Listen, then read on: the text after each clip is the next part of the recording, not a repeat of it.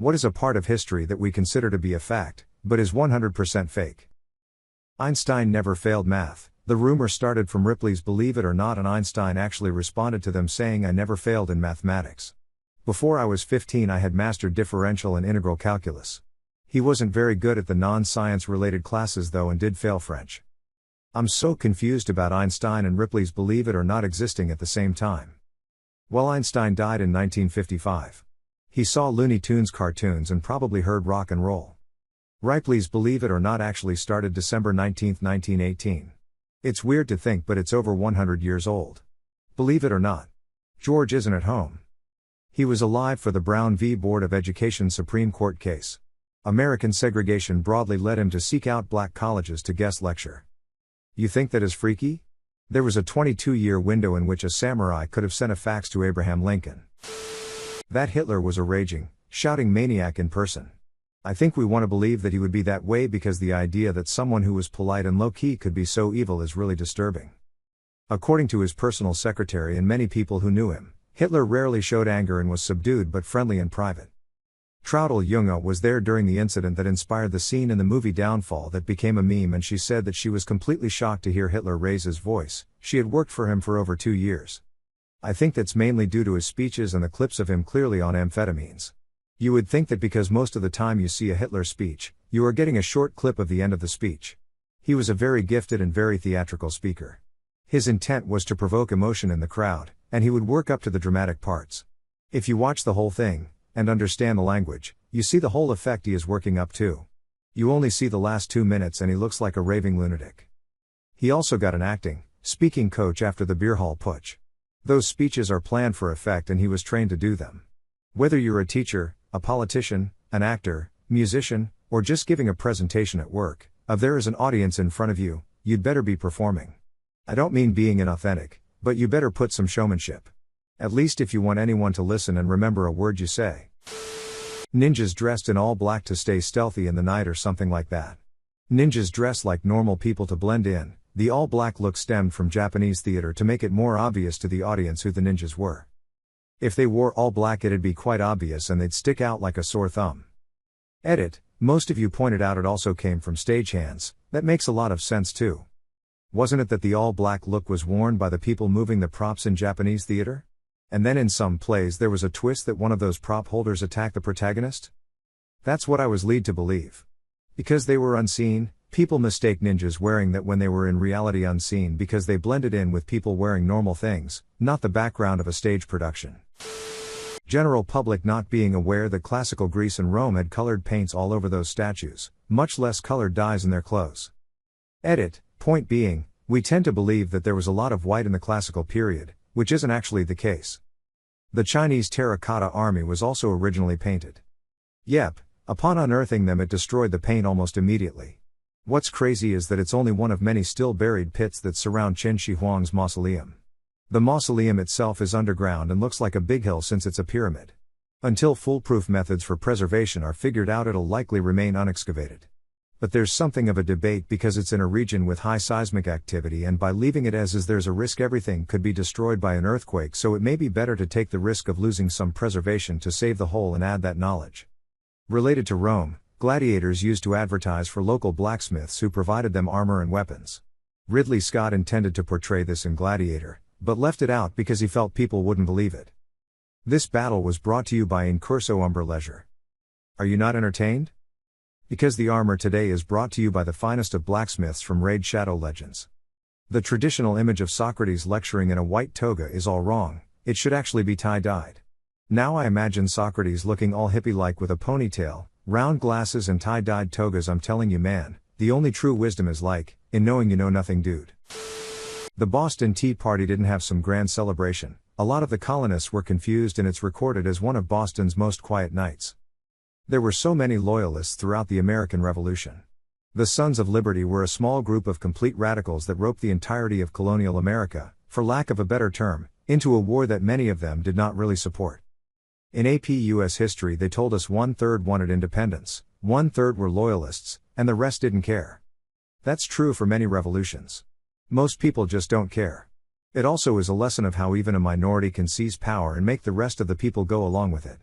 Of course, plenty of other things were happening. The revolution benefited most colonists. It's like that quote from Game of Thrones: the common people pray for rain, healthy children, and a summer that never ends. It is no matter to them if the High Lords play their Game of Thrones, so long as they are left in peace. They never are. That's about the split. It's less didn't care, and more let's see which side wins. Most of the loyalists were in the southern colonies. If you stay out of trouble, you double your choices. The Irish famine wasn't just a natural disaster. There was plenty of food in Ireland, it was just exported to Britain. Our staple food for most people was the potato, so the failure of the crop was devastating. However, yes, there was so much food being grown here that was exported. We were also as a people given the option to have food if we denounced our religion, leading to a phrase taking the soup. To take the soup was to denounce Catholicism and become Protestant. The potato was the staple crop because the Irish peasants had been reduced to just tenants, not even peasants. Peasants can't be thrown off their land, tenants can. So they grew wheat and the like for export, and on their own plots were allowed to grow potatoes, the only thing that they could grow that would sustain them on the small plots they had for themselves. The day you can't pay rent to your landlord, they'd throw you off the land and you'd be doomed. So when the blight came, it killed the only thing they could afford to eat, and they had no money to buy anything else. It was a genocide, engineered by the British. They have done the same thing many times. If there was just a rent moratorium and people could eat the wheat grown in Ireland, it'd have been mostly fine even without any aid. The potato blight was a natural disaster. The famine itself was not. Nature created the blight, the English created the famine. The lady who sued McDonald's didn't do so frivolously. She received third-degree burns from how hot that coffee was, and needed a skin graft. It was quickly found that that location was keeping the coffee well above the temperature you can legally serve a hot drink in a cup at. The fact that most people think this suit was over the temperature of the coffee, and not the debilitating burns that woman received, is one of the prairie world's greatest triumphs. You are not immune to propaganda. It was actually found that McDonald's had all of their locations keeping coffee temps too hot.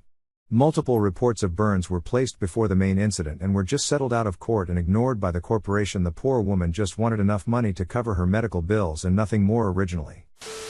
There is a joke saying that Austria's greatest success is making everyone believe that Mozart was Austrian and Hitler was German. Marie Antoinette saying let them eat cake. Although as I recall weren't her last words actually an apology to her executioner for tripping over his foot. Yep. Then he chopped off her hair to sell as souvenirs. Carrots are good for eye health, but won't improve your eyesight. Nevertheless, people have been telling me all my life I should eat carrots to see better.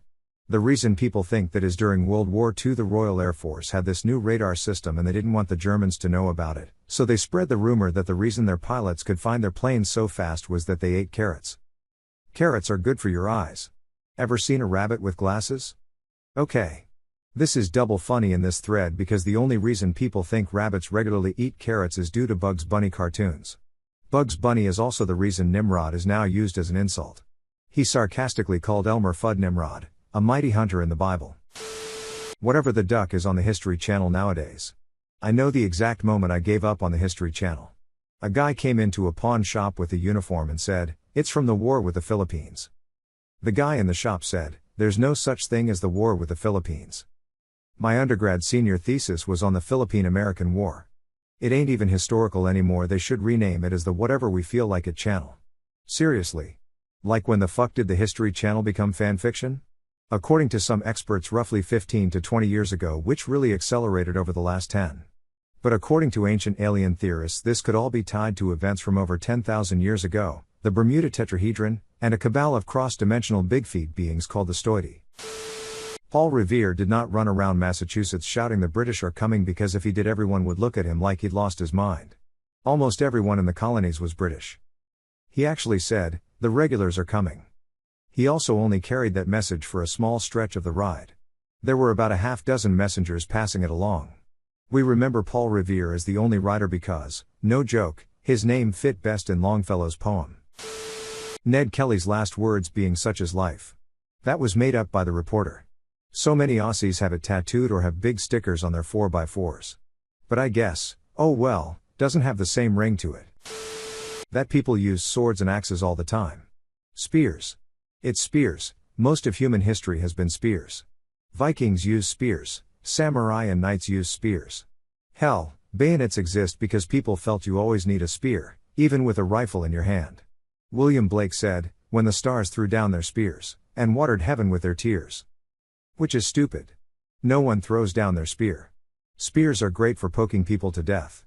Combat is all about hitting a person without being hit yourself. It's why we have been developing stuff to hit each other from further and further away. A sniper rifle is just like a really long spear. The invention of archery was based on I really want to stab that guy, but he's all the way over there. If you want to see more content like this, don't forget to like and subscribe to the channel for daily uploads. After you've done that, check out one of our other videos.